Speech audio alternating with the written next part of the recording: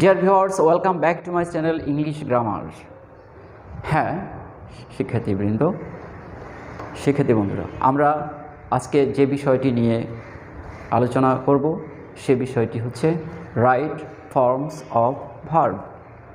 এই right forms of verb English গ্রামারের অত্যন্ত গুরুত্বপূর্ণ একটি আইটেম, এবং এই আইটেমের একেবারেই প্রারম্ভিক যে টার্মটি সেটা হচ্ছে কি, verb to be, verb to have.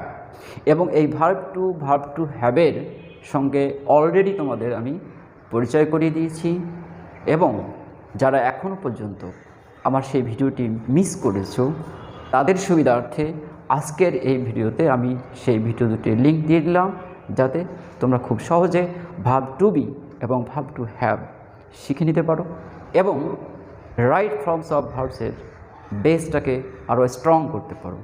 তো শিক্ষার্থীবৃন্দ, তাহলে আমরা verb to be, verb to হ্যাভের পরে সাধারণত একটু সেকেন্ডারি লেভেলের রাইট ফর্মস ভার্বগুলো, সেকেন্ডারি লেভেল আমি কোনটাকে বলবো সেটা আমি একটু ক্লিয়ার করে দিচ্ছি। কেমন?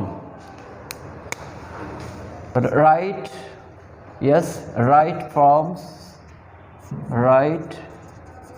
Forms of verb. ধরা যাক এখানে একটি সেন্টেন্স দেওয়া হলো, my friends to my birthday party. Yes, to my birthday, আরও ক্লিয়ার করে দেয়, to my last birthday party. এই যে সেন্টেন্সটি, I invite my friends to my last birthday party. তো অ্যাগো, বিফোর, লাস্ট, কেমন, ইয়েস্টারডে, প্রিভিয়াস, এই যে শব্দগুলো, এই শব্দগুলো কি নিঃসন্দেহে পাস্ট টেন্সকে নির্দেশ করে, তাই নয় কি? অর্থাৎ সিম্পল পাস্ট টেন্স। কাজেই এখানে কোনো ডাউট নেই যে এই ব্র্যাকেটে যে ভার্বটি দেওয়া আছে ইনভাইট, তা কী হবে? I invited my friends. এখানে কোনো সন্দেহ নেই, কিন্তু সমস্যাটি কোথায়? সমস্যাটি হচ্ছে অন্য জায়গায়। সেটি দেখি। এমন যদি হয়, I invite to his last birthday party.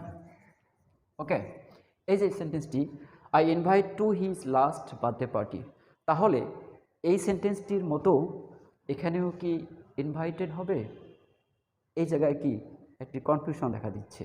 সেই কনফিউশনটা হচ্ছে কি, যে আমি এখানে ইনভাইটেড বসাবো নাকি অন্য কোনো ফর্ম বসাবো। এখানে এই যে লাস্ট শব্দটি কি নির্দেশ করছে? সিম্পল পাস্ট টেন্স বা পাস্ট টেন্স, কোনো সন্দেহ নেই। কাজেই সেই সূত্রে ইনভাইটেড হতে পারে। কিন্তু মজার ব্যাপারটি হচ্ছে, বা মাথা খাটানোর যে বিষয়টি হচ্ছে, এই যে এখানে সাবজেক্ট এবং ভার্ব, আমরা এই সেন্টেন্সটিতে সাবজেক্ট এবং ভার্ব, আমি দাওয়াত করেছিলাম, আমি আমার বন্ধুদের দাওয়াত করেছিলাম আমার গত বার্থডে পার্টিতে। তা আমি আমার বন্ধুদের দাওয়াত করেছিলাম গত বার্থডে পার্টিতে, কেমন, বা গত জন্মদিন উৎসবে আমার বন্ধুদের দাওয়াত করেছিলাম, আমি দাওয়াত করতে পারি কি? পারি তো। এখন এখানে হচ্ছে I invite to his last birthday party. লক্ষ্য করো এখানে এই যে প্রশ্নবোধক চিহ্নটি, আমি দাওয়াত, যদি আই ইনভাইটেড, আমি দাওয়াত করেছিলাম কাকে? এই হোয়াট চিহ্নকে, চেয়ারকে, টেবিলকে, গরুকে, ছাগলকে, কাকে দাওয়াত করেছিলাম? এখানে কিন্তু সেটির উল্লেখ নেই। কিন্তু আসলে যদি আমরা এটিকে বাংলায় একটু চিন্তা করি, আমি দাওয়াত করেছিলাম কাকে, সেটি নেই, তার মানে কি আমাকে দাওয়াত করা হয়েছিল তার গত জন্মদিন উৎসবে আমি দাওয়াত করেছিলাম। ভাবো দেখি, তার জন্মদিনে কি আমি দাওয়াত করতে পারি, নাকি যার জন্মদিন সে দাওয়াত করবে? তাহলে তার জন্মদিন, অর্থাৎ সে দাওয়াত করেছে কাকে? আইকে, সাবজেক্ট আইকে, আমাকে, কেমন? তাহলে এখানে এই যে ইনভাইটেশন এর কাজটি, দাওয়াত দেওয়ার কাজটি আমি সম্পন্ন করিনি। কে সম্পন্ন করেছে? যার জন্মদিন হিজ, অর্থাৎ he invited me. He invited me, সে আমাকে দাওয়াত করেছিল। আর এখানে সাবজেক্ট দেওয়া আছে কি, আই, তার মানে আমাকে দাওয়াত করা হয়েছিল, আমাকে দাওয়াত করা হয়েছিল, আমি দাওয়াত করিনি। তাহলে এখানে দাওয়াত দেওয়ার কাজটি সম্পন্ন করেছে কে, আমি, নাকি যার জন্মদিন সে, যার জন্মদিন সে। এই যে যখন কোনো সাবজেক্ট কোনো একটি কাজ নিজে না করে অন্য কারো দ্বারা কৃত হয়, অন্য কারো দ্বারা সম্পাদিত হয়, অর্থাৎ কি তাকে কি বলবো, যে নিজে করে না সে কি অ্যাক্টিভ নাকি প্যাসিভ, সে অবশ্যই প্যাসিভ, অর্থাৎ নিজে কাজ না করে অন্যের দ্বারা করিয়ে নিয়েছে। কেমন, তার মানে এখানে যে সাবজেক্টটি আছে আই, এই সাবজেক্টটি অ্যাক্টিভ নয়, এই সাবজেক্টটি কি প্যাসিভ, কাজটি করেছে কে, যার জন্মদিন সে। তাহলে প্যাসিভ কথাটি যখন আসছে তাহলে অবশ্যই এই প্যাসিভের জন্য আমাকে কি করতে হবে, ইয়েস, লাস্ট শব্দটি কি নির্দেশ করছে, এই লাস্ট শব্দটি নির্দেশ করছে যে এখানে যে ভার্বটি হবে সেই ভার্বটি কি সিম্পল পাস্টে হবে। কেমন, সেই সূত্রে আই ইনভাইটেড হতে পারত, কিন্তু সেটি হচ্ছে কি অ্যাক্টিভ, বাট এখানে এই ভার্বটির সঙ্গে সাবজেক্টের যে সম্পর্কটি সেটি কিন্তু অ্যাক্টিভ নয়, সেটি কি প্যাসিভ। Yes, passive. এখন কথা হচ্ছে প্যাসিভ যদি হয় তাহলে সিম্পল পাস্ট টেন্সের প্যাসিভটি কীভাবে হয়। সিম্পল পাস্ট টেন্সের প্যাসিভ আমরা সাধারণত কীভাবে করে থাকি, yes, was were plus V3, that means past participle, was were plus past participle বা V3 কি, রাইট, রাইট। এখন তাহলে আই এর পরে কি দাঁড়াচ্ছে, আই এর পরে কি ওয়াজ না ওয়ার, অবশ্যই ওয়াজ, অর্থাৎ I was invited, I was invited to his birthday party.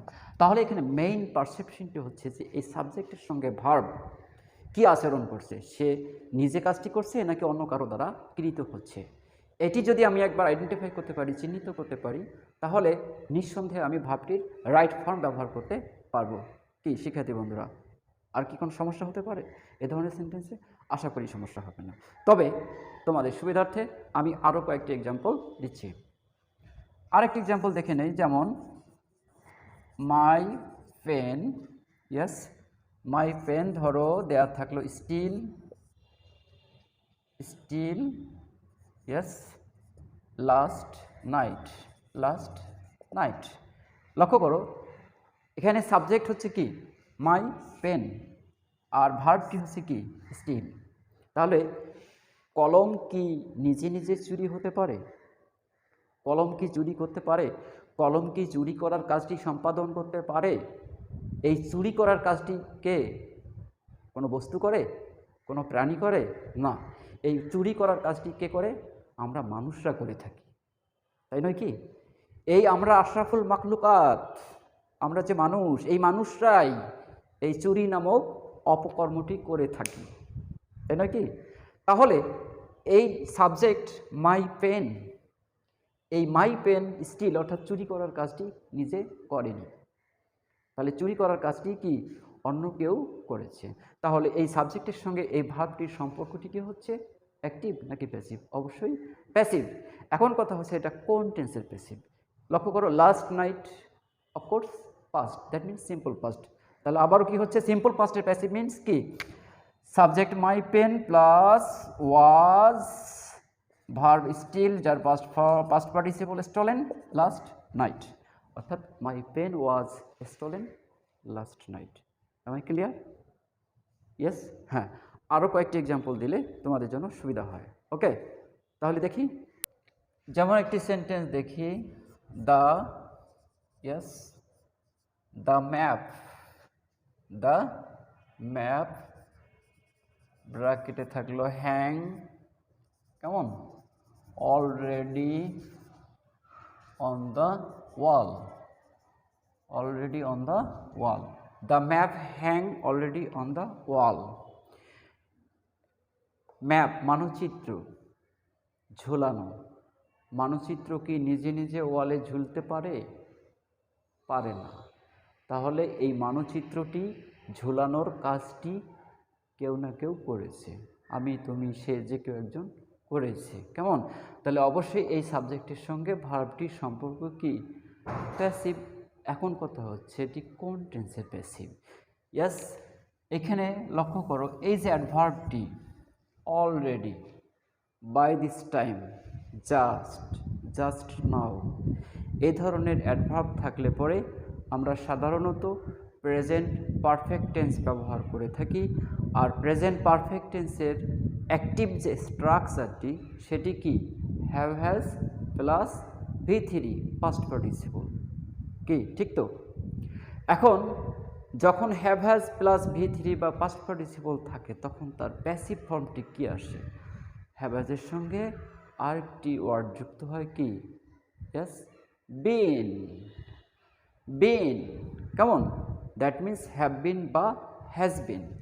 তাহলে এখানে কি দাঁড়াচ্ছে? The map third person singular number হিসেবে কি হ্যাজ বিন। হ্যাং এর পাস্ট পার্টিসিপল, ইয়েস, হ্যাং এর past participle hang, hung, hung, hung on the wall, hung on the wall. The map has been hung on the wall. শিক্ষার্থী বন্ধুরা আরেকটি example দেখো, jute grow well in this area. Suppose এই যে সেন্টেন্সটি, jute grow well in this area. এখন পাট জন্মায় বা বাড়ে, ধরে নিতে পারি আমরা কি পাট নিজে নিজে বাড়ে, বা যে উদ্ভিদের, তো উদ্ভিদও কিন্তু অনেক সময় প্রাণীর মতো আচরণ করতে পারে। সেই সূত্র অনুযায়ী আমি যদি ধরে নেই যে পাট নিজে নিজে উৎপাদিত হয় বা বড় হয়, সেক্ষেত্রে আমরা এটাকে অ্যাক্টিভ ভার্ব হিসেবে ব্যবহার করব। আর অ্যাক্টিভ ভার্ব হিসেবে যখন হবে তখন এটা কি, grows well in this area, অর্থাৎ এই এলাকায় পাট ভালো জন্মায়। কিন্তু যদি এমন হতো তাহলে কি হতো, জুট, ইয়েস, জুট ব্র্যাকেটে ধরো sell at cheap rate now a days। এই যে সেন্টেন্সটি, jute sell at cheap rate nowadays, পাট এখন সস্তা দরে বিক্রি হয়। পাট কি নিজে নিজে হাটে যায়? পাট আমরা যারা উৎপাদন করি, কৃষকগণ যারা উৎপাদন করেন তারা হাটে নিয়ে গিয়ে বিক্রি করেন। অর্থাৎ এখানে পাট বিক্রয় করার কাজটি পাট নিজে সম্পাদন করতে পারে না। পারে? সম্ভব না। তাহলে পাট আমি, তুমি, সে, তারা, অর্থাৎ যারা পাট উৎপাদক বা কৃষকগণ তারা তাদের পাট বিক্রি করেন। তাহলে এখানে আগেরটির মতো কিন্তু এই সাবজেক্টের সঙ্গে ভার্বের সম্পর্কটি আর অ্যাক্টিভ থাকলো না। কি হচ্ছে, এই সম্পর্কটি এখন প্যাসিভ। এখন এই যে প্যাসিভ হবে, কোন টেন্সে প্যাসিভ হবে কি, এটা একটা চিন্তার বিষয়। সেই চিন্তাটি আমরা দূর করতে পারি অ্যাডভার্ব এখানে নাওয়াডেজ। আজকাল সস্তা দরে বিক্রি হয় বা হচ্ছে, আজকাল সস্তা দরে বিক্রি হয় বা হচ্ছে।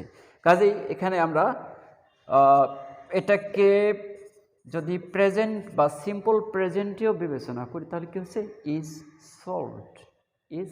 সোল্ড। আবার হতে পারে কি, ইজ বিং সোল্ড। হ্যাঁ শিখেতে বন্ধুরা, এখানে দুটো ফর্মই হতে পারে। তবে যদি এখানে অলরেডি ইজ দেওয়া থাকে বা ইজ বিং দেওয়া থাকে তাহলে তো টেনশনের কোনো কারণ নেই, কি তাই না? তখন আমরা সরাসরি মেইন ভার্ব যে সেল তার পাস্ট পার্টিসিপল বা V3 সোল্ড ব্যবহার করব। কি শিক্ষার্থী বন্ধুরা, আজকের পরে প্যাসিভ ভার্ব ব্যবহারের ক্ষেত্রে আর কোনো সমস্যা হতে পারে? আশা করি হবে না। যদি তোমরা ভিডিওটি আদ্যপান্ত দেখে যাও মনোযোগ সহকারে, তাহলে শিক্ষার্থী বন্ধুরা আজকের এই ভিডিওটি তোমাদের এতটুকু যদি কোনো কাজে লাগে, উপকারে আসে, তাহলে আমার চ্যানেলটিকে সাবস্ক্রাইব করা উচিত নয় কি? যদি মনে হয় সাবস্ক্রাইব করা উচিত, আমার এই চ্যানেলটি তোমার কোনো কাজে লাগতে পারে, উপকারে লাগতে পারে, তাহলে অনুরোধ রইল সাবস্ক্রাইব করো এবং সেই সাথে কি বেল বাটনে প্রেস করো, অল অপশনে চাপ দাও, যাতে পরবর্তী ভিডিওর নোটিফিকেশন পেয়ে যাও। তো শিক্ষার্থী বন্ধুরা, আর যারা ইতিমধ্যে সাবস্ক্রাইব করে এসেছো তাদের অঢেল অঢেল প্রাণঢালা শুভেচ্ছা। তো শিক্ষার্থী বন্ধুরা, তাহলে আগামী দিনে আগামী ক্লাসে আরও সুন্দর, আরও বেশি ইনফরমেটিভ সাবজেক্ট বা টার্মের উপরে যাতে আমি ক্লাস নিতে পারি, আমার জন্য সেই দোয়া রেখো। আর আমি তোমাদের জন্য দোয়া রাখি যাতে তোমরা সুস্থ সুন্দরভাবে তোমাদের পড়াশোনার কাজটি চালিয়ে যেতে পারো। ওকে, আল্লাহ হাফেজ।